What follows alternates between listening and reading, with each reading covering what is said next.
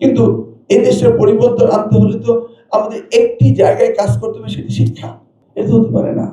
প্রাথমিক স্কুলের শিক্ষকদেরকে আমি অনুরোধ করব, আপনারা আপনাদের সন্তানের মতো ছাত্রছাত্রীদের দেখবেন। আমি আমার কচুয়ায় দেখতে পাই যে নিজের ছেলে মেয়েকে অন্য স্কুলে পড়াচ্ছে, আর তিনি শিক্ষকতা করছেন, তার স্কুলে তার ছেলে মেয়েকে পড়াচ্ছে না। ক্যান ইউ সি ইট? উনি শিক্ষক, আর আমি তো দেখেছি আমার বাবা আমার মা আমাকে লেখাপড়া করিয়েছে, হাউস টিউটর আমাদের নিতে হয়নি। তা আমার বাবা মা ওনারা চাকরি করতেন অন্য ডিপার্টমেন্টে, সরকারি আমলা ছিলেন, তারা আমাদেরকে পড়াতেন। আর শিক্ষকরা তাদের সন্তানকে তাদের নিজ ইনস্টিটিউশনে না পড়িয়ে তারা অন্য জায়গায় পড়ান। আমি দেখেছি আমার কচুয়ার প্রাথমিক স্কুলের শিক্ষকরা কচুয়াতে প্রাথমিক শিক্ষকতা করেন, বাসা রাখেন কুমিল্লায়, ছেলে মেয়েদেরকে কুমিল্লায় পড়ান। Can you imagine?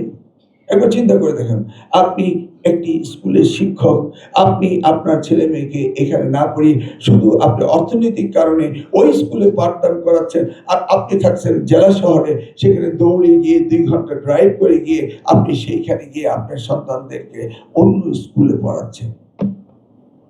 কি আমি কি মিথ্যে বলছি? তাহলে ইউ সি, আপনাকে অন্তর্দৃষ্টিতে দেখতে হবে। আপনি যখন আপনার সন্তানকে আপনার স্কুলে পড়ান না, অন্য জায়গায় পড়ান, তার মানে আপনি কি সত্যিকারের শিক্ষক? শুনুন, আমাদের দৈন্যতা রয়েছে, আমরা জানি এ দেশটি আপনার, আমার, আমাদের সকলের। কিন্তু এ দেশের পরিবর্তন আনতে হলে তো আমাদের একটি জায়গায় কাজ করতে হবে, সেটি শিক্ষা। এর বাইরে কি অন্য কোথাও কাজ করার আছে?